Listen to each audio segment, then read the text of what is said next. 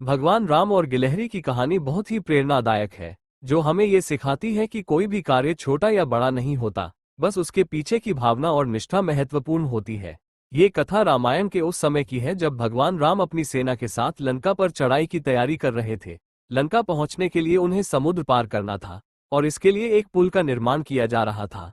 भगवान राम की वानर सेना बड़े उत्साह से विशाल पत्थर और चट्टानें समुद्र में डाल रही थी ताकि पुल बन सके।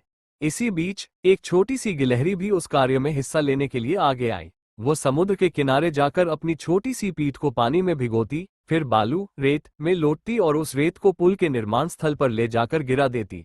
वानर सैनिकों को ये देखकर हंसी आई। उन्होंने गिलहरी से कहा, तुम इतनी छोटी हो, तुम्हारे इस प्रयास से पुल के निर्माण में क्या फर्क पड़ेगा। गिलहरी उनकी बात सुनकर उदास हो गई, लेकिन उसका हौसला टूटा नहीं। भगवान राम ने गिलहरी की यह निष्ठा देखी और उसे अपनी हथेली में उठाया।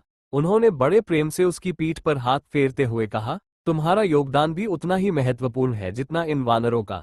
हर किसी की क्षमता अलग अलग होती है, लेकिन अपने कर्तव्य के प्रति निष्ठा ही सबसे बड़ी चीज है। कहा जाता है कि भगवान राम के स्पर्श के कारण गिलहरी की पीठ पर 3 सफेद धारियां बन गईं।